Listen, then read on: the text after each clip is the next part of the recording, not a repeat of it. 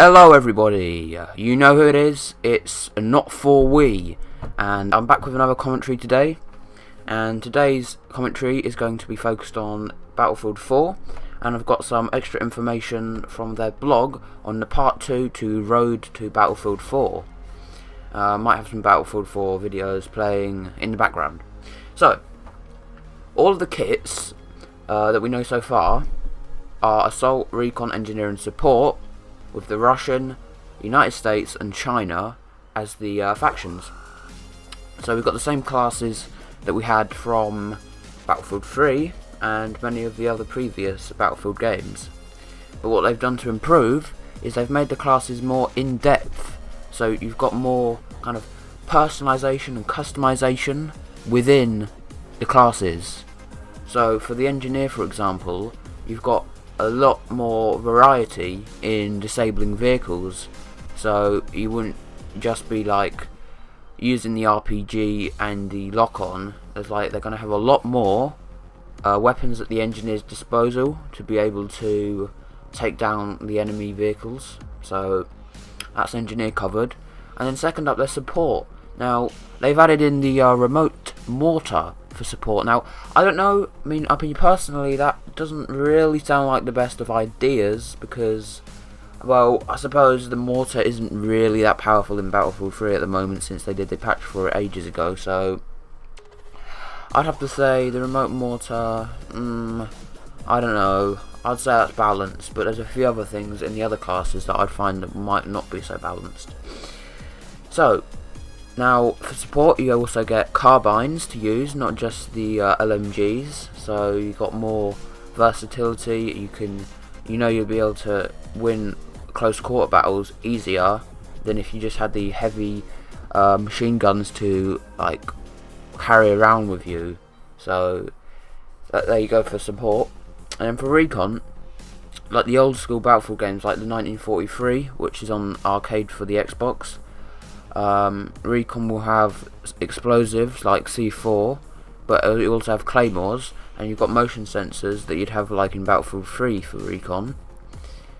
And also, or you can go for the rebalanced sniper rifles, they say, which is hopefully for the better. So hopefully they haven't rebalanced them and made them worse, but I would assume that they made them better. You can also, for the snipers, you can set the aiming distance in sights, so you get more customization there. So you will know, help me know better how much bullet drop there is. And you also get new optics and accessories, for example. And again, it's the same equipment for recon compared to Battlefield 3. The next class really hasn't changed much, and that's Assault. It's pretty much still the frontline class to use, but you've got some new equipment. I don't think they've listed all of it here, but they've said you've got the 40mm flashbang rounds. Now introducing flashbangs, which Battlefield has never had, I don't think, but Call of Duty's always had it. It's going to be interesting to see how that plays out. It might become annoying, but excuse me, but I don't know. It might be alright. We'll have to find out.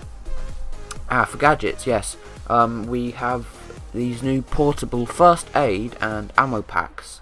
So basically, instead of just dropping one and it staying in that location, and then you having to put another one down, but the people who have that kit lose the ammo or health, instead the kit that you put down, well, not the kit, but the pack, either the ammo or the first aid pack, will still stay there, but you'll have a portable one like on your body, so people around you can get healing or ammo. Now, personally, that sounded a bit OP, a bit overpowered to me, anyway. But yeah, I don't know. They'll probably balance it out so it's like on a timer, so you don't get it for too long. But yeah, we'll see how that goes. What else? Oh yeah, you got the mobile SOFLAM for recon. So this means that you don't have to put it down anywhere and then wait for something to go past it for it to be designated. You can have a mobile one, so it'd probably be like bringing binoculars down, or like bringing night vision goggles down or something. But I don't know. Yeah, again, that sounds a bit overpowered, because that means you're always going to have a SOFLAM with you. I suppose you probably unlock that later on in the recon class to have the mobile SOFLAM, but yeah, we'll see about that. So Next, yeah, the suppression. Now, this has been widely complained about. Basically, DICE say that they fixed it, but they've lowered it a lot. But they say they've listened to the community feedback and they've changed the mechanic of the suppression, but it'll still be in the game. I mean, it could be quite similar to what we've seen in the Battlefield 4 trailers for suppression, or they could change it yet because we've only seen like alpha gameplay. But yeah, this is going to be quite a lot about suppression here. So what they've done, they've added suppression to the machine guns. Now, first you'd see that as a big mistake, but it also makes sense in a way because, I mean, if you had a machine gun, you would expect, like, because they spit out more bullets around you, you get suppressed more. I mean, and that's also how it works in real life, because, like, if you were behind a wall in cover and then you were getting sprayed at by a assault rifle, they'd only be bursting it. But with a machine gun, it's like blah, blah, blah, blah, blah, blah, so you've got more like rounds around you coming in. So that kind of makes sense, but hopefully that won't be too overpowered as well. Less suppression in close quarters, which is good because, you know, when you're in close quarters situations, well, yeah, like in close quarters what you got for Battlefield 3, if you still got the same amount of suppression as you would on the bigger maps, meaning it gives you less of a chance to be able to fight back against the enemy in close quarter situations. So I think that's quite good. I mean, they should really add that into a patch in Battlefield 3 because that's a good idea. Snipers. Now, you'll now get more scope sway than normally that you would from Battlefield 3, but this means less problems when sniping under suppression. So if someone's shooting around you, if you've already got the scope sway, you won't sway anymore. So that is quite good, although it will make it maybe somewhat more difficult for snipers. But yeah, again, we'll see about that. Oh yeah, now this is the big thing that DICE have been saying about, which is field upgrades, which means you get, like, if you get rewarded for like healing, repairs, resupplies, and following orders, for example.